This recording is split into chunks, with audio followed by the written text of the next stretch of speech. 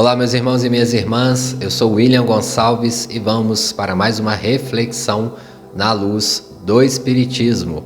E hoje nós vamos contar o caso Satica, a costureira de Pedro Leopoldo, que avistou discos voadores e conversou com os seres que estavam dentro desses discos voadores. Esse é um caso que nós trouxemos na nossa live com o Geraldo Lemos e ao final do vídeo nós vamos colocar um pedaço dessa live, ele explicando um pouco sobre esse caso, confirmando, e o caso foi retirado da revista O Consolador, que é uma revista espírita, e o autor é o Pedro de Campos, é um irmão nosso que é pesquisador UFO e dos acontecimentos sobre vidas em outros planetas. Pedir a vocês que se inscrevam no canal, curta, nos ajuda compartilhando. E para quem quiser me acompanhar nas redes sociais, o meu de psicólogo é @wigomperpsi e o meu pessoal é @wigompe. A gente está deixando aqui sempre nos comentários e também está aqui fixado no canal para vocês terem acesso às nossas redes sociais. Então vamos ao caso. A dona Elisa Maria de Sales Santos estava em 2016 com 78 anos. O cognome Satica, ela já trazia desde a infância por motivos que se perderam no tempo. Logo de início pude notar sua lucidez de ideias e desembaraço ao expressar-se a grande simpatia irradiante. Aqui o nosso Pedro de Campos está contando a entrevista e ele está descrevendo como ela estava.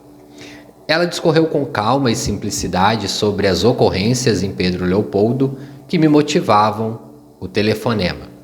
Disse-me que transcorria então o final da década de 70, por volta de 1979. Ela estava observando a paisagem local, no altiplano onde morava, quando notou uma luz intensa que desceu rapidamente do céu. Era a primeira vez que tinha uma experiência desse tipo. Jamais havia escutado falar de algo semelhante. Para ela, aquilo era uma grande surpresa. A nave pousou na parte baixa, no vale do Morro do Pimentel, em uma clareira encoberta da visão geral. Então, saíram do objeto dois seres. Eram altos, cerca de 3 metros de altura. Assim estimou lá de cima do morro. Ambos tinham um tipo físico bonito, cabelos longos, muito claros. Usavam roupas iguais, parecendo uniforme de viagem. De modo invulgar, ao entorno de cada um, espargia uma luz azulada de brilho incomum. Ocorre que os seres estavam em terras próximas à sua casa. Então ela tomou a iniciativa de perguntar-lhes o nome e insistiu em repetir a pergunta, acrescentando em voz alta que eram bem-vindos. Foi aí que escutou, partindo de um dos seres que estavam no vale, próxima à nave, uma voz diferente, um tanto abafada, que lhe chegava sem muita ressonância, mas dizendo claramente chamar-se Astar Sheran, nome que ela fez questão de anotar como pôde, porque jamais havia escutado tal nome e não queria esquecê-lo.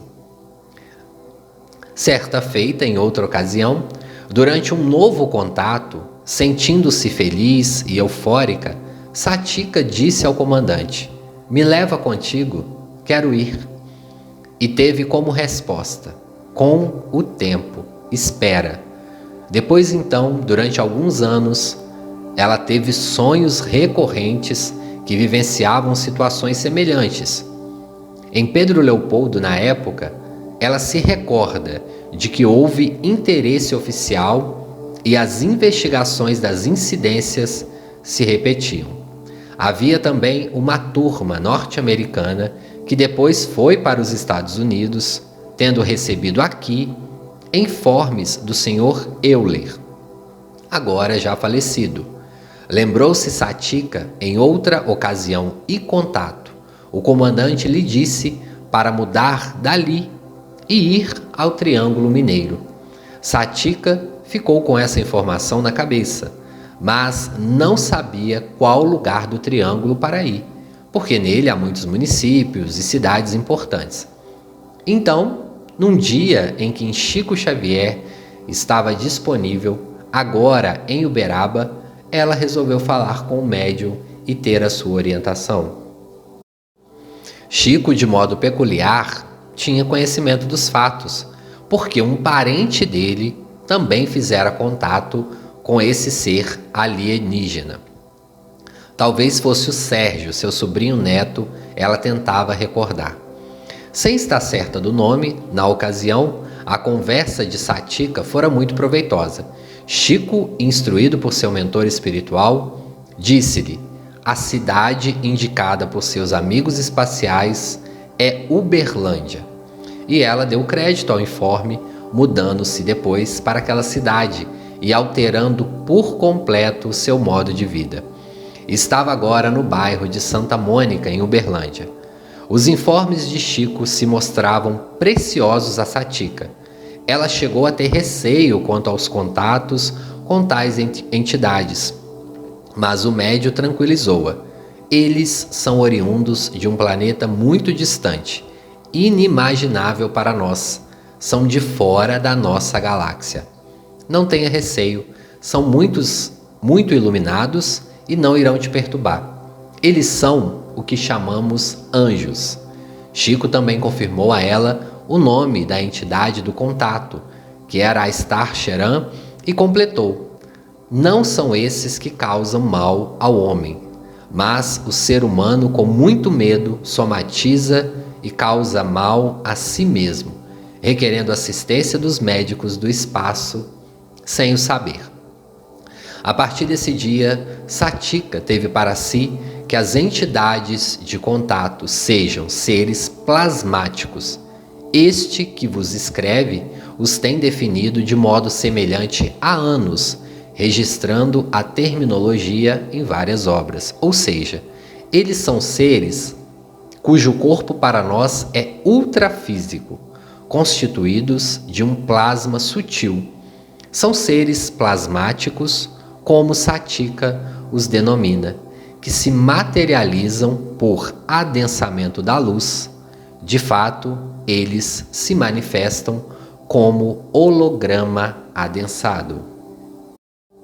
Caso muito interessante esse da Satika, e eu resolvi trazer aqui para o canal para nós observarmos que esses casos, tanto no movimento espírita como no movimento espiritualista, já acontece há muitos anos. O caso de Satika aí é da década de 70, e muitos ouvem falar hoje sobre essa entidade, Astar, e acham que esses espíritos estão somente agora ao redor do planeta Terra. E não, eles já fazem contatos há muito tempo, e sem dúvida essa é uma ordem de espíritos, de benfeitores muito mais evoluídos que ajudam a Terra.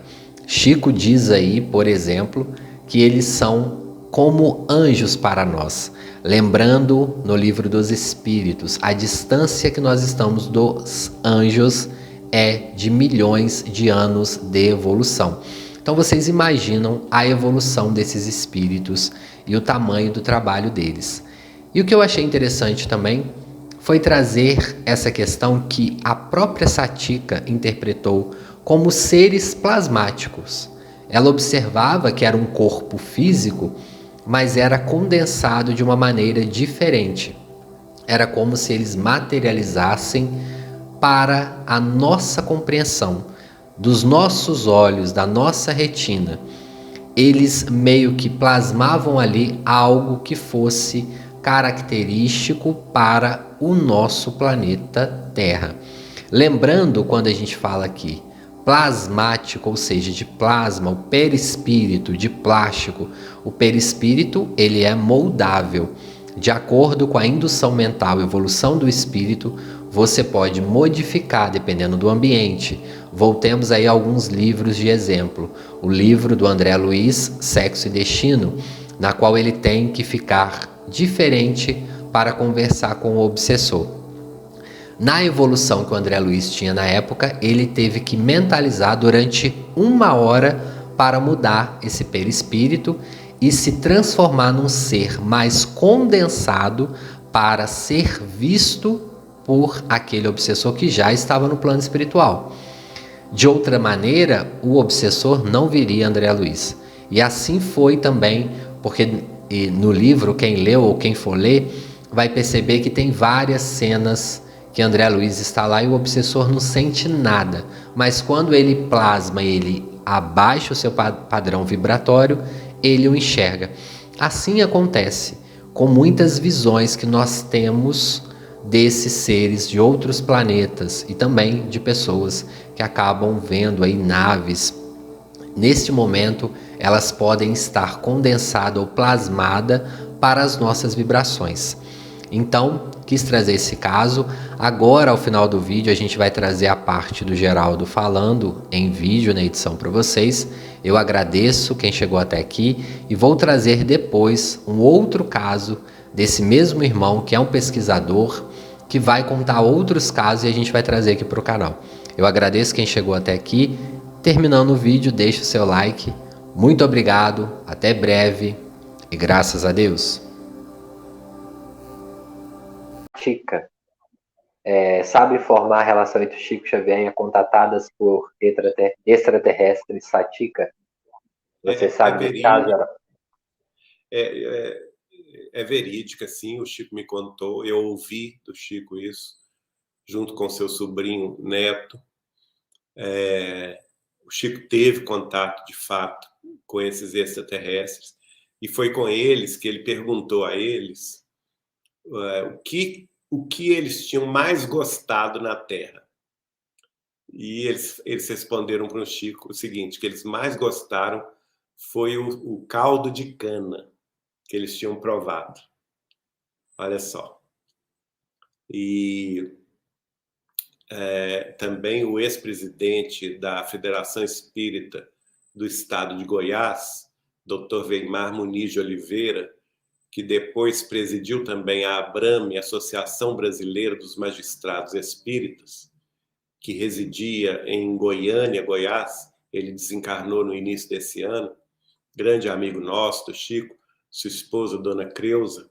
Ele também ouviu esse relato do Chico e escreveu um artigo que ele fez publicar na revista Goiás Espírita sobre o assunto, e também publicou na Folha Espírita de São Paulo e também nos jornais de grande circulação na capital goiana.